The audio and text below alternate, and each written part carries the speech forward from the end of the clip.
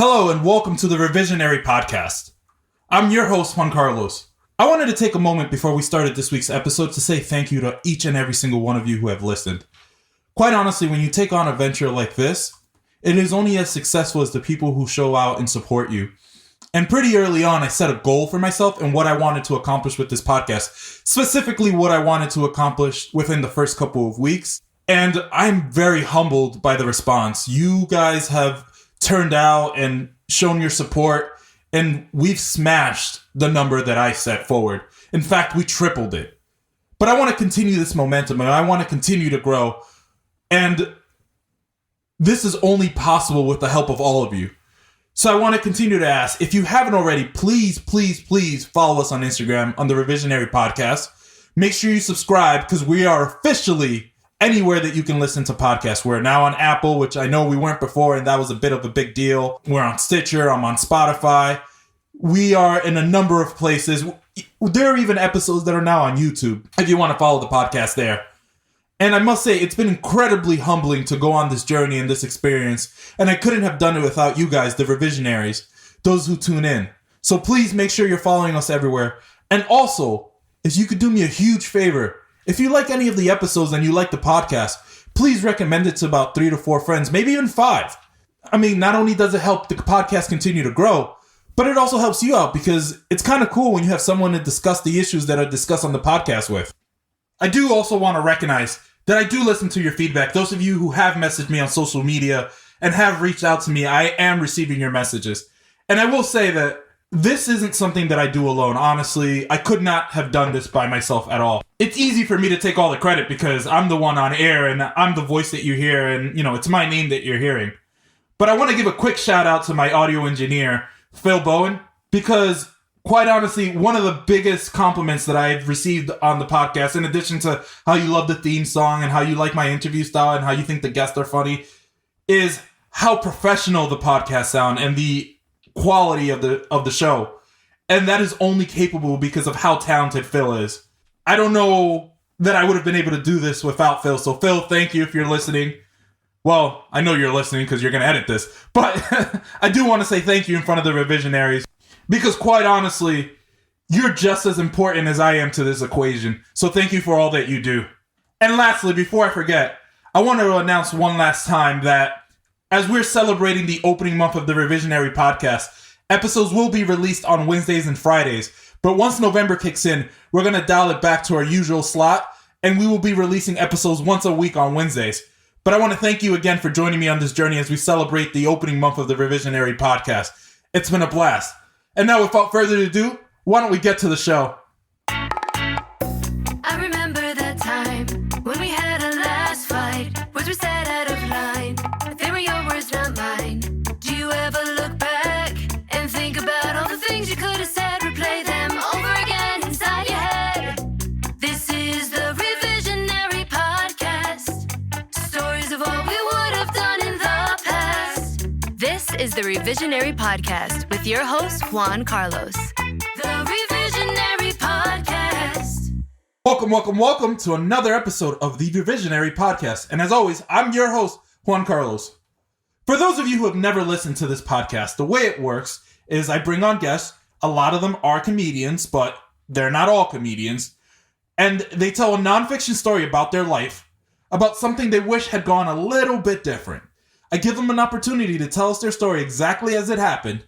Afterwards, they retell their story, but this time they can change any facts or detail about their story that they want, and then we discuss the impact of the changes that they've made. And this week I'm very excited to announce that we have the very, very funny Mr. Gastor Almonte.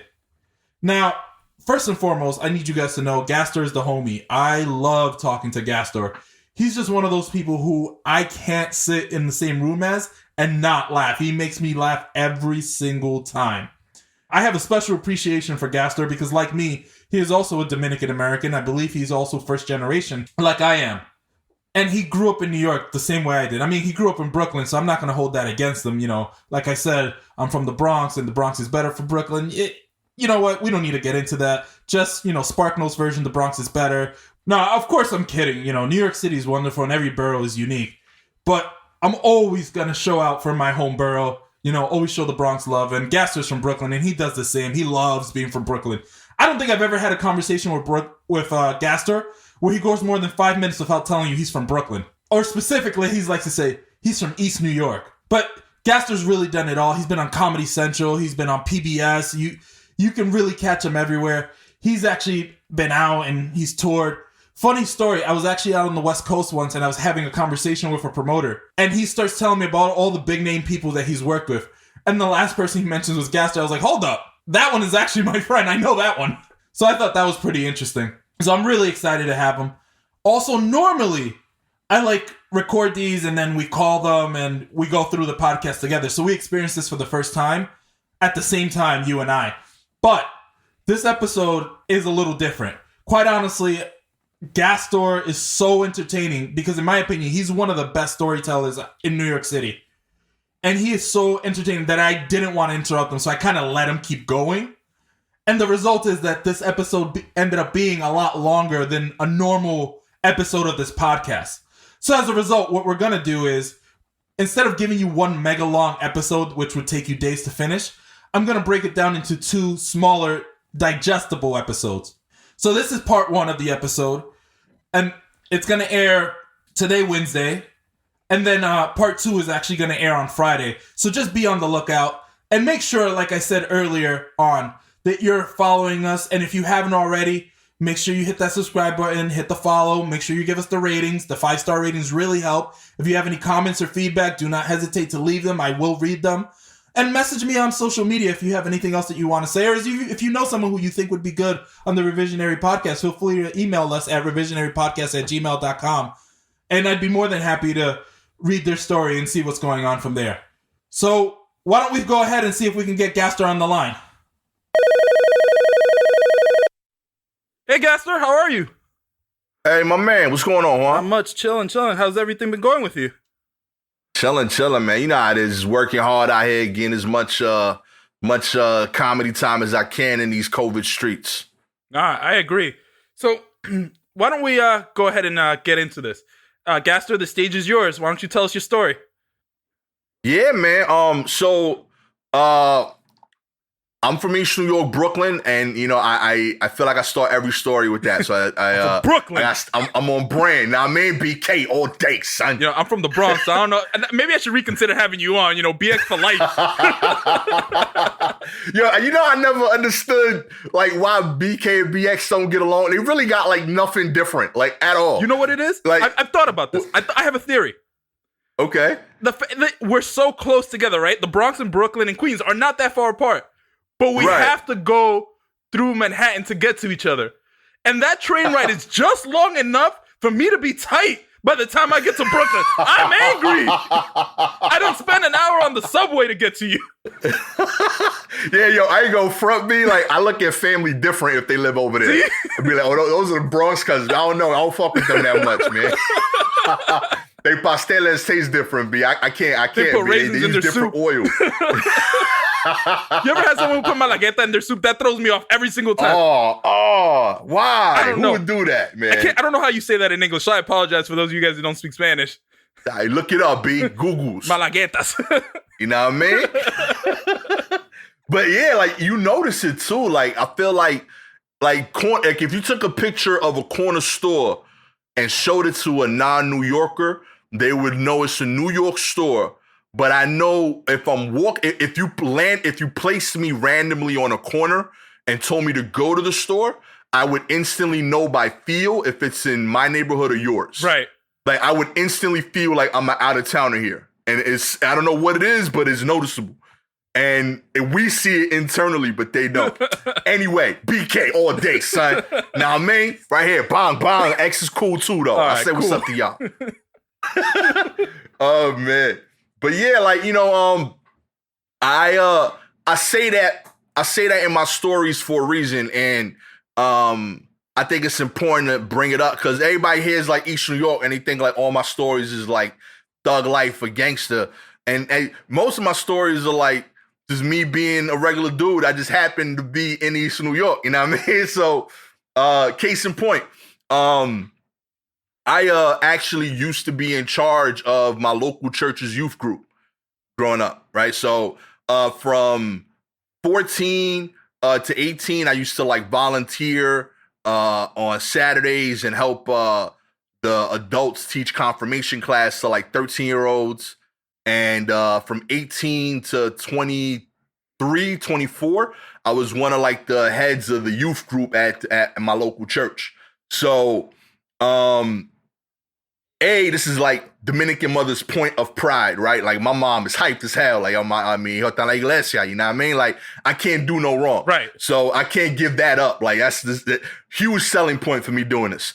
But B, like, being real, I just wanted to do good in my neighborhood. I genuinely like believe in like if you bring good to your area becomes better. You know what I mean? So I did it, and it came with certain perks. The biggest one being that when I became 18 and became like in charge of this group, they gave me keys to the church, right? Because my youth group, I convinced the priest of the church. I was like, yo, listen, I sat down with the two priests. I sat down with the youth minister.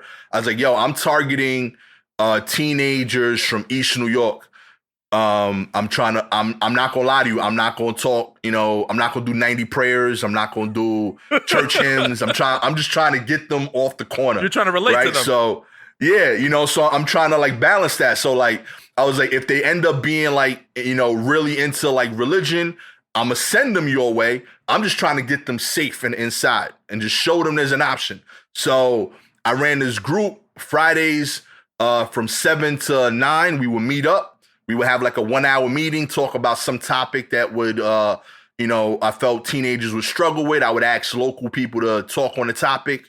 We talk about it as a group. And then afterward, I had keys to the whole block of the church. So that not only meant the church itself, but that also meant the connected elementary school and their NBA-sized gym. Okay.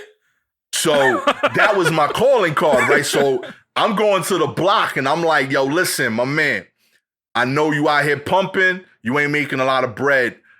I can't do nothing about that. You got to do your life choices. I'm just saying there's other ways. For example, you could work on your crossover. You know what I mean? You sold them the NBA? You were out here trying to deal the NBA. That's what I'm trying to understand. Listen, I'm out there. I was pushing AAU. I was pushing intramural sports. Whatever gets them away from possible gunshots and arrests, I was for that. So you know what? Yeah, I said the NBA. I don't care. If they ain't get drafted, that's fine. You know what, though? They alive to complain about it today. So I'm not mad at my decision, all right? Listen. Okay, so you know why I take issue with this? Because you know what you could have said, right? It's What's like, that? you could have said, you're training for the NBA, but if not, let's get you that D2, D3, D1 college scholarship and get you an education. I did. I ain't grimy like that. I showed them the options. Got you. Okay. But I'm not gonna lie, it was basketball centric. I will say that. That was definitely a central part of my pitch. It was like, yo, listen, I got a court. Y'all could play ball. Y'all could be out here splitting up this like $11 an hour between the four of y'all. Like, it don't make sense, but whatever.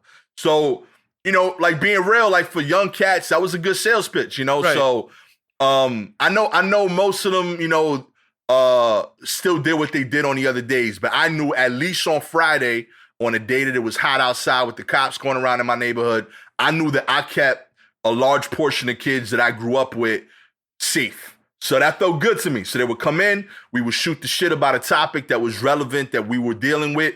The younger guys would go home, and the 16 to like 24 demo, in turn for them giving me time and doing me justice in terms of like, yo, like, let's talk this through and trusting that this process was worthwhile. They in turn were rewarded. Like, yo, you know what? Yeah, I'm gonna open up the court. Y'all could play ball till 2 a.m. And I knew that if we played ball till 2 a.m. on Friday, they go home. When they leave here, they're going straight home to rest. They're not gonna get into trouble. So they thought I'm rewarding them. I'm actually keeping them safe. So I'm doing like a double good, in my opinion. Right. So I felt great about this. You know what I mean? I'm doing this for years. And it kept growing, right? So like there's kids that like from my neighborhood that like I don't care what they do outside. You know that they're good people, and you learn to trust them. Right. Right. So I often mention my boy Tooth. Tooth was a genuinely good dude. My age, love the dude to this day. Even though he still owe me money, that's still my man. It's like when I see him, I'ma hug him. I'ma rob him for $180 back, but I'ma hug that dude when I see him. You know what I mean? But like he's someone that I knew like if I gave him like a real like strict like guideline in exchange for the court, he would work it out. You know what I mean? And he would try to do the right thing. So Tooth was also a really dope ball player. You know what I mean? We hustled a whole bunch of kids from my white high school. They were like, they used to run like a yearly tournament and shit. And they used to run like a yearly basketball tournament. So like I was like, yo, can I bring a team? And everybody's like, yo, Gastor don't play basketball. Hell yeah, you can bring a team. We'll take their money. You know what I mean? And I just brought all the basketball players from my neighborhood that I've been training. Were you the coach? Secretly. You out here on the sideline like, I only need to play 1 minute to say I'm on the team. Real talk. So I played a minute.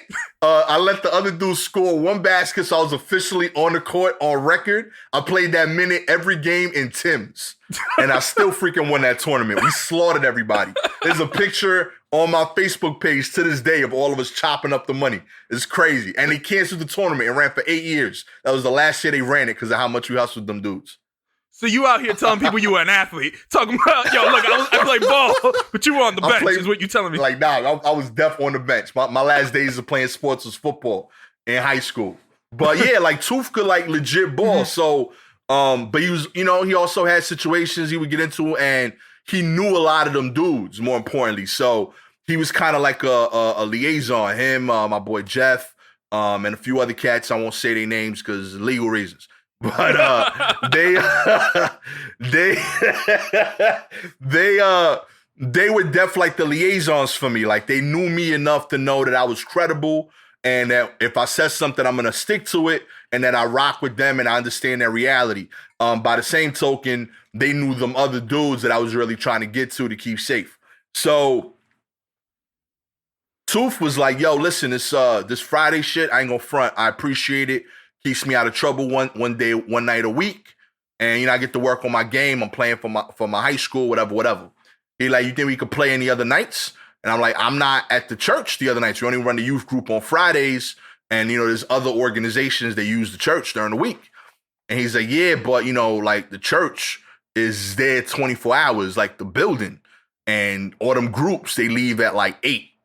So we were thinking we could go play ball at 9 until 2, like we do with you. We wait till they leave and then we show up and play ball. And I was like, I can't front. I don't see any holes in this logic. So, you know what I mean? What could go wrong? Yeah. So we go to the church and we sit we got like a whole, right off the bat, like if a cop drove by, they would have been suspicious because this is a block where like the church is the only thing in this block. Like It's the church and other church property. So no cars are there unless you're there for church. And on top of that, there's no parking allowed in front of the church. Mm-hmm. So you literally can't park there anyway. So like the only time you would see cars there is when someone was dropping off somebody to go to church and they would leave, or it was like a limo for a wedding. Right? So meanwhile, we there on like a Tuesday at 9:00 in the evening, right? So we lining up. We got like 8 cars of people parked up in the evenings. And we wait to see all these viejitas from there, like church groups coming out of church. Whole bunch of little Dominican ladies. They laughing, they smiling, talking about the bacon they gonna do on Sunday. They get in their cars. And then I walk up, I wait like 15 minutes, make sure nobody's left. I see the janitor walk out. Building's closed, lights are off. Go back inside, I open the gym up, and we balled out 2, 3 in the morning. So we're like, oh shit, this is dope. Everybody's happy, they're thankful. We start doing this shit every day. Oh no. Legit 6 days a week, I'm running like a fucking basketball league. In East New York on Atlantic Avenue in Jerome. Like I'm freaking, like we balling. Like every fucking day, dude, just like lay up lines. And like this, it's like a legit court because it's like a full NBA size court. There's a platform overhead. So like you could overlook all the games. So it became like an impromptu like girlfriend area. So it was like it was legit like, yo, come with me. I'm going to ball out. I'm going to get a couple games in. I'm going to let my man sub in for me for the rest of the night. So girlfriends would come and wait for their man while they played. Like, we had the hood in this freaking place. So I would say within like 3 to 4 months after starting this, I got to be getting in like maybe 150 people into this fucking church. So hold on. I just want to make sure that I understand this correctly. Were they still going to the church events before the game? And that was the only caveat. So they were still showing up every Friday for my shit. That was the only rule. Right. I was like, listen, if I see you show up to my event, you come in, you talk, I'm going to let you in to play ball. That was all I asked. Right. I was like, because I need to know that, A, you're trying to, better yourself. And more importantly, even if you're not open to that, even if you're not there yet, you're open to the possibility that other people might have something of value to say. You could do that. We could do the layup lines right after, my G. Let's do that. 5-6 days a week. You could do all the jump shots you want. Yeah. But I need an hour of your time. And I think that's more than fair on my part. But by the same token, it was such a small commitment that I don't care how hood you are, you could give me that. So I had like legit like G's like, damn, B, you really gonna make me come to church? And I'm like, you could free basketball court freaking 5 hours a day, 6 days a week for 1 hour of you like sitting down. You don't even got to talk. You just got to be willing to listen and possibly talk. And then over and over again, I would see them be like, I ain't gonna front, B. That's not bad, son. and they would show up, son. And I ain't gonna front. Some of them would try to like work out deals. They'd be like, yo, I couldn't make it last Friday, but I'm here. I've been here 3 out of 4 Fridays. Yo, I didn't go last week, but I sent my cousin. Like, you sent representatives to the meeting? Like, I'm glad that they got a chance, and I'm going to let them play ball, but I need you to show up, my G. Right. But, I was reasonable with that. Like, you showed up 3 out of 4 weeks. That makes sense. People get sick, whatever. But I definitely said no to people that, like, I'm like, yo, my man, I don't know you. Mm-hmm. Or, like, I know you from the neighborhood, but you only showing up to play ball, so I'm not going to let you in. So let me ask you a question. 2 questions here. The first being, what about the drug dealers? Like, you know what I'm saying? Because now you're taking off, I'm assuming they're corner boys, like the lower level guys. But what about their higher ups? Like, weren't they coming for you for, like, hitting them in the pockets? And being frank, yeah, those were awkward conversations that thankfully I didn't always have to have directly. And that's part of why I left certain names out. But I had a lot of dudes that functioned as my liaison. And they were like, yo, this isn't a random dude. This is the guy from our hood. Like, he's one of us, right, and he's trying to give us good. On top of that, he's not actively telling us don't deal. He's just saying, on these nights, this is what he's offering. Come play ball. Sit down, have a meeting, and then after the meeting, if you want to hang out, I have the gym open. And so they couldn't, like, I wasn't actively like telling people get off of the corner so much as there's something else you could do tonight. Got it. You know what I mean? So let me ask you this. Yeah. On another level, how did you enforce this? Because, I'd imagine that on some levels, if you're out here, working the corners, you're tough. And I'm not saying that you're not tough, Gastor, but I am saying that you're one person. You know what I'm saying? Like it sounds like you were running. So I'm just being clear. I'm not that guy. Like I'm tough on my kids. I'm not. This is a whole different level. Right. Like, you are 100% correct. So the thing that helped, being real, like, dudes like Jeff, Tooth, and also there were certain dudes that early on, because their parents brought them into like the church so much, they balanced that lifestyle. They would show up to church, but they were still them dudes. So those people, that group, they served as my co-signers. You know what I mean? So when somebody like talked to me funny or like they came at me in an aggressive way, they literally like pulled people aside like, yo, nah, he's not that kind of person. He ain't trying to do nothing grimy. And over and over again, and this is why like I think it's so important to like, talk about like drug dynamics and all of that stuff, because it highlighted to me that the people involved with that culture weren't always grimy, because I never came close to being harmed or being in danger. I had moments where I think they would have wanted to do that until someone spoke to them and they saw the intention behind it. I never brought 5-0 to any of the meetings. I never did any like type of like there was no snitching. And they policed a lot of it. You know what I mean? So like when someone was coming into the court, they kind of like unofficially enforced all weapons stay out shit. Like I asked for that, but being real, I have no way of enforcing it. I'm not patting you down. You know what I mean? That's what I'm but asking. but I saw them over and over again. Like they had like little rituals. So like when you play ball regularly, you know, dudes show up with a duffel bag with their like gym clothes. So like they would show up, they would change in the upstairs area, put all their stuff in a duffel, and if they had anything that they knew was grease, they would take it out. And I told them like, yo, listen, like, you know, just in case someone ever walks in here, the only thing they should be able to say is, yo, y'all playing ball too late. And that was my way of saying of like, yo, make sure nothing is here that could really get us in trouble. And they understood that. So literally, you would see dudes come in, say what's up. They would get buzzed into the court. They would change upstairs to b-ball clothes, put everything in their duffel bag. And they would like have like a real young cat, like a 14-year-old dude. He would have like 3 dudes' duffel bags and waiting in a car. You know what I mean? Except for that dude, he'd have to be in a car for 5 hours. But with the window cracked, I hope. Straight, you know what I mean? Like listening to fucking Flex replay the same song 7 times or whatever. But yeah, like they really like self-regulated. And over again, like you would see people that I knew for a fact like had beef, but in order to play, they knew to leave that behind, and relationships would change in there. Respect would grow. So like it really became like a cool hangout in the neighborhood. And so like this went on like I almost like I'm not gonna say, but I feel like you could still find this game today. Okay. Kind of shit. Like if you wanna play ball, DM me type shit. You know what I mean? Like but yeah, like I know it's like a legacy situation. Like I no longer am in charge of the keys. Right. I'd have to like find the people.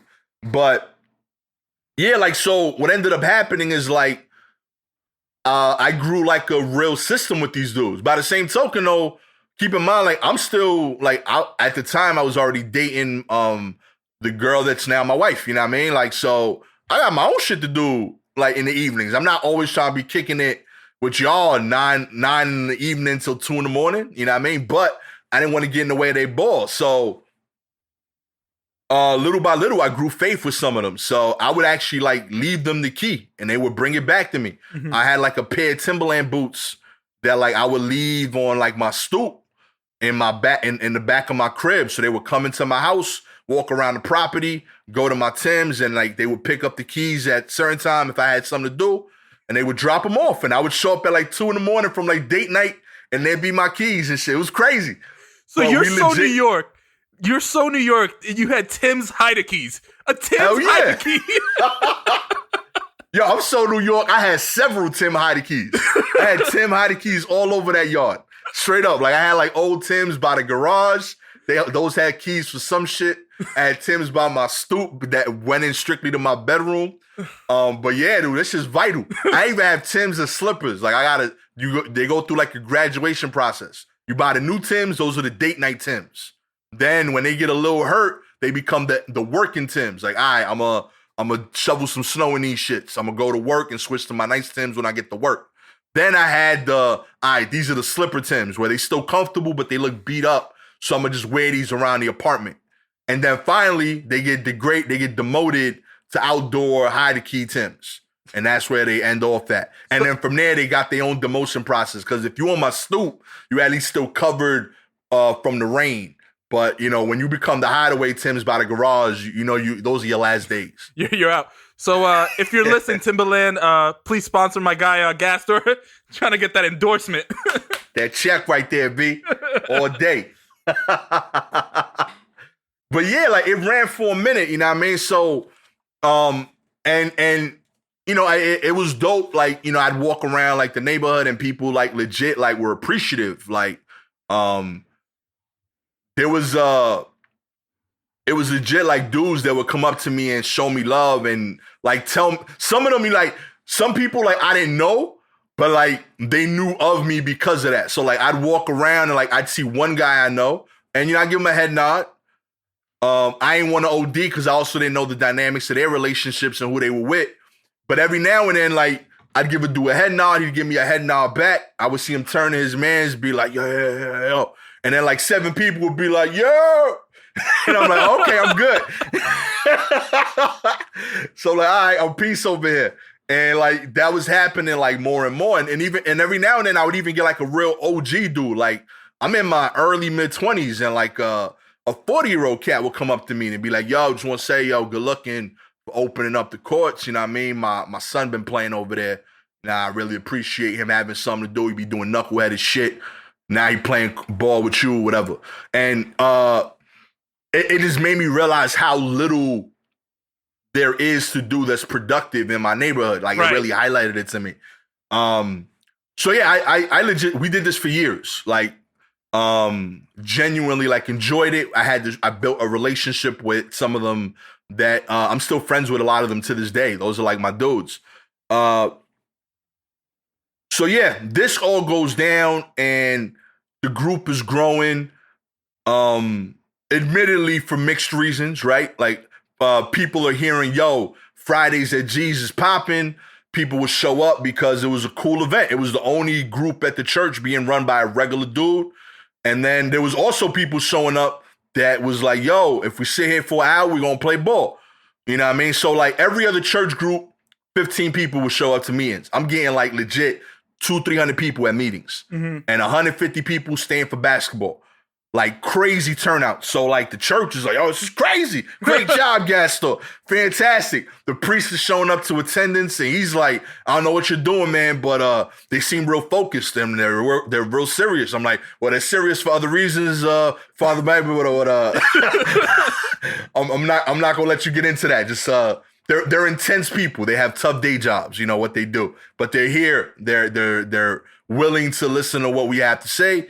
And I'm opening the door to them. And, like I said, I'm not going to lie to you. I'm going to probably only hit I might only get 10% of these people to do other things that are deeper. But I got this group of people every Friday. They're here and they're safe. They're not outside. And I feel good about that. So I felt dope, and they grew to appreciate that too. So they are so excited about this big turnout. They're talking about it in like freaking church meetings with the diocese. Like, yo, we got this one church in East New York, incredible youth participation. You know what I mean? Mad people showing up. So my girlfriend, now my wife, her father is a deacon at the church. So like he's even telling my girl about it. He's like, yo, I don't know what your boyfriend's doing, but he's doing great work over there. I'm hearing about it at the diocese's office. So like people was talking like, right. Yo, this dude Gastor got people showing up to church. And you got to understand, like, this isn't even like a smooth thing, right? Because first I host a meeting on Friday, 7 to 9. We're gonna do the meeting. 9 to 11, we play ball, right? At 11 o'clock, which is already way later than any other group is allowed at church, that's when the janitor leaves. So we got to do the exercise of, everybody got to go. So we would all leave the church, 100-some people, and then wait till the janitor left, got in his car, drove off, and then come back in to keep playing these games. So like this wasn't like an easy process. Like I'm just impressed by the commitment of like all these kids. Right. Like basketball is powerful. I don't know if God is, but basketball definitely is. Like I don't know what like Jesus got to look into basketball sponsors is what I'm saying. You know what I mean?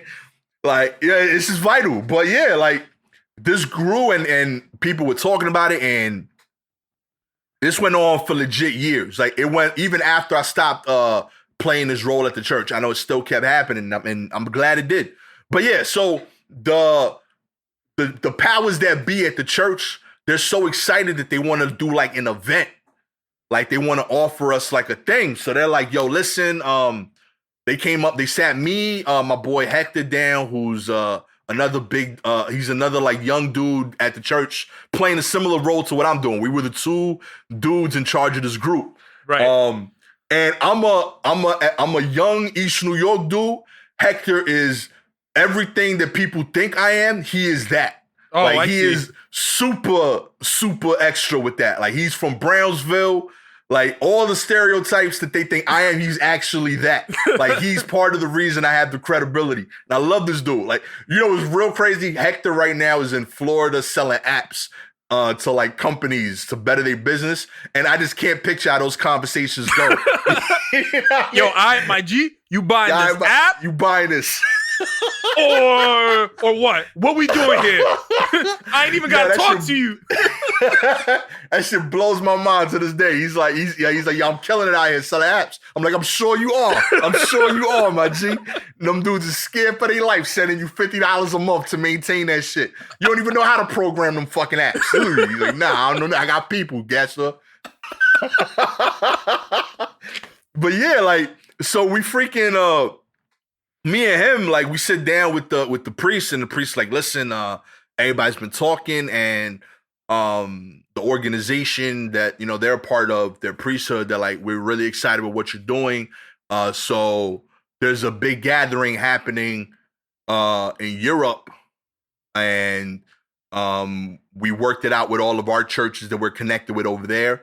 We're gonna do a 3-week trip across like 10 cities. We figured out like between everything, we could do it for about $2,000 a person, which is crazy cheap. Like, you know what I'm saying? Like, you're gonna spend 3-4 weeks in Italy, Germany, and you don't gotta worry about, and it was like 2,000 includes like food, hotel stay, flights. Like, this is wild cheap, you know what I mean? And he was like, you know, he's like, I know that's still a lot of money, but like, I worked this all out because I wanted to really make it possible for the young people that are coming to your group to go over there. So he's like, yo, like, I'm telling you what time. The event is in September, I think it was, and this was in like January. So he's like, yo, if you guys plan it out, you could save, you know, 200 something a month. And anyone that wants to go can go from now. Also, you guys could throw charity events, et cetera, and really raise the money to make this trip happen. So, like me and my boy Hector Hype, we're like, yo, right off the bat, we know we going to Italy. Like, you know, that's crazy. Mm-hmm. You know, I'll figure out how to get 2 G's from now until then. You know, and also, you know, I appreciate it because that means that what we were doing was working. You know, like, this was something we could offer. And I knew that everybody wasn't going to go, but I knew that it was something that realistically, I felt like we could get 5-10 people from the crew to go. And I thought that'd be dope. So I announced it at the meeting. All the like little kids are hype. All the religious dudes are hype. All the dudes on the block, they hype. And I was surprised. I was like, word, like y'all about this? I'm going to be like, so I'm like, yo, like you was hyped about the Italy. He's like, yo, my man, I've been dreaming about going to Italy all my life, my G. I'm like, what? He's like, yo, B, I love the Renaissance period. And like, it was just so ill to like know that this was real for them and shit. Right. And I was like, yo, this is like legit beautiful. So like, then we working out the logistics, like how we gonna make this happen? And I was like, we gotta do fundraisers, right? So I showed everybody like a breakdown plan of how much money they could put away per month on their own. And then on top of that, I said, I'm gonna do a monthly fundraiser of some sort so that if somebody's short, we could hopefully help somebody pitch in. So everybody's excited. That's what we're doing. Now, I have to announce this to the church. So I'm doing a fundraiser event that the church is okay with. So I'm doing like bake sales.